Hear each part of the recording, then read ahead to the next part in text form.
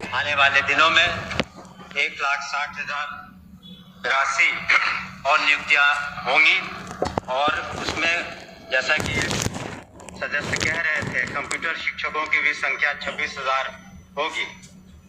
इसके अतिरिक्त स्थानीय निकायों से जो शिक्षक थे उन्हें राज्यकर्मी का दर्जा देने के उद्देश्य से हम लोगों ने सक्षमता परीक्षा रखी और प्रथम सक्षमता परीक्षा में 1,87,000 स्थानीय निकाय द्वारा ये लोग उत्तीर्ण हुए। आगे चल के 85,000 से ज़्यादा लोग और परीक्षा दे रहे हैं और हम लोगों ने यह ध्यान रखा है कि जब नियमावली बनाएंगे उनकी सांतरण की तो उसमें काफ़ी उदारता रखेंगे, खास करके महिलाओं के बारे में और खास करके असाध्य रोग या इस तरह के जो बीमारी से ग्रसित है या पति पत्नी है तो उन लोगों का सांतरण में हम लोग विशेष ध्यान देंगे। महोदय, अगर हम शिक्षा में सुधार चाहते हैं तो जरूरी है कि हमारे शिक्षक भी उस तरह से उनकी ट्रेनिंग हो।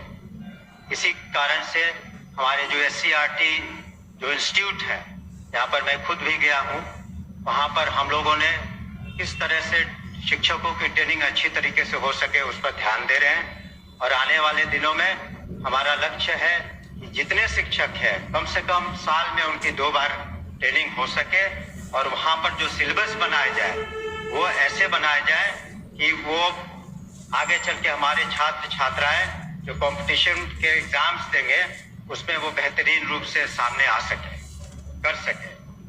इसके अतिरिक्त जो आधारभूत संरचना है हम लोगों ने ध्यान दिया है कि किस तरीके से स्कूलों में जो बुनियादी सुविधाएं हैं उसको दे पाएं।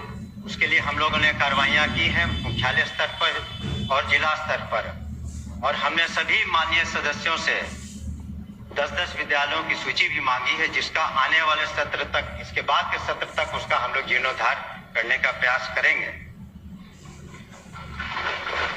कई माननीय सदस्यों ने शिकायतें भी की थी कि जो काम हुए अच्छे तरीके से नहीं हुए हैं तो उस पर हम लोग इंक्वायरी करा रहे हैं और जो भी दोषी पाए जाएंगे उन पर निश्चित रूप से कार्रवाइयां होंगी और कुछ कार्रवाइयां हो चुकी हैं। हम लोगों ने ये भी सुनिश्चित किया है कि जो हमारे निजी विश्वविद्यालय हैं उनका रजिस्ट्रेशन हो सके ताकि सही आंकड़ा आ सके और जब उनका आधार सीडिंग कर देंगे तो ये पता चलेगा कि जो 25% जो गरीब बच्चे हैं, बच्चियां हैं और जिसके खर्चे की प्रतिपूर्ति सरकार करती है वो सही आंकड़ा आ सके हमारे पास और इस तरह से प्राइवेट स्कूलों में भी हम सही तरीके से मदद कर पाएंगे। परीक्षा संचालन में एक बहुत बड़ी जिम्मेवारी है हमारी और पिछले साल 1,35,00,000 से ज़्यादा छात्र छात्राओं ने परीक्षा दी और जो बिहार स्कूल एग्जामिनेशन बोर्ड है इस बार जो हम लोगों ने बिल लाया है उसके अनुसार अब ऑनलाइन परीक्षाएं भी संभव हो पाएंगी। सरकार की जो मुख्य जो स्कीम्स हैं जैसे मिड डे मील, मध्याह्न भोजन करते हैं वो भी एक बहुत बड़ी चुनौती है। उसमें नित्य 1 करोड़ करीब 10 लाख बच्चों को हम मध्याह्न भोजन सही तरीके से देते हैं और उसमें जो अगर शिकायतें मिलती हैं तो हमारे कमांड कंट्रोल सेंटर पर कोई भी व्यक्ति उसके बारे में सूचना दे सकता है, उसके बारे में हम कर सकते हैं और डायरेक्ट बेनिफिशियरी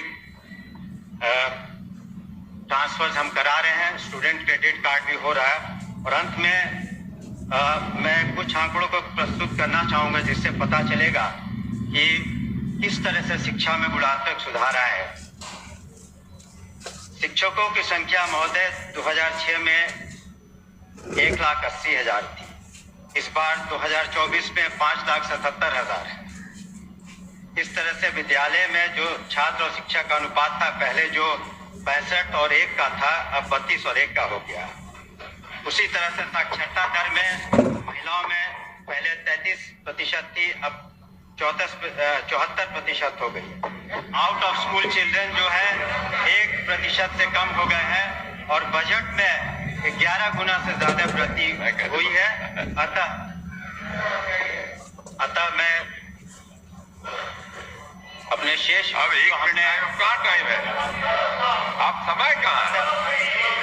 अतः सदन हमारी मांग को पारित करे और हमारी जो प्रोसीडिंग का पार्ट बना दिया जो हमने जो वक्तव्य है।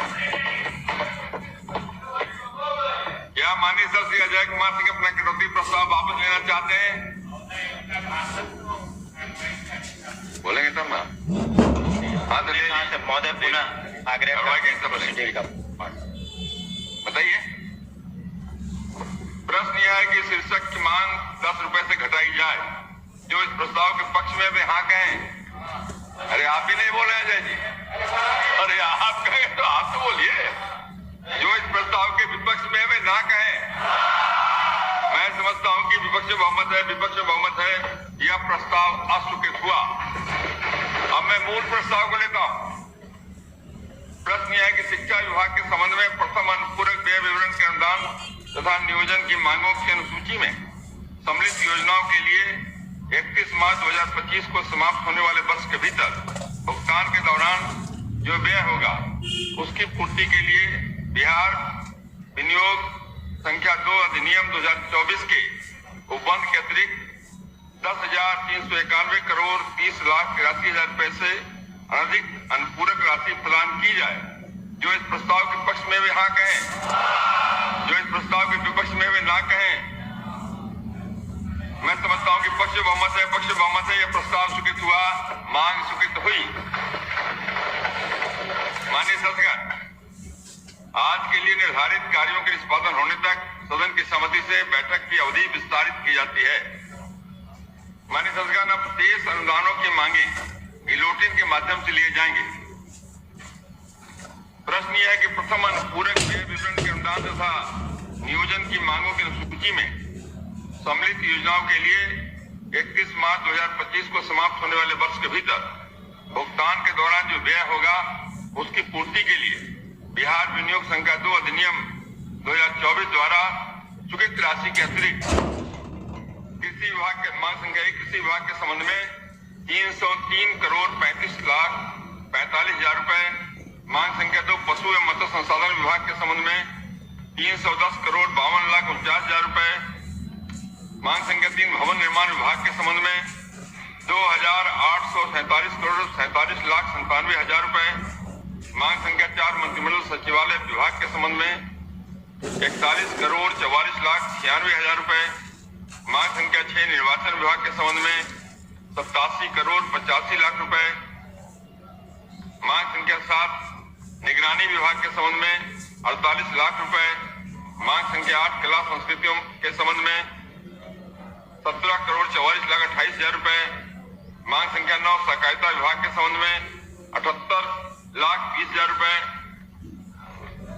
मांग संख्या 10 ऊर्जा विभाग के संबंध में 7,885 करोड़ 1,35,000 रुपए, मांग संख्या 11 पिछड़ा वर्ग एवं अति पिछड़ा वर्ग कल्याण विभाग के संबंध में 12 करोड़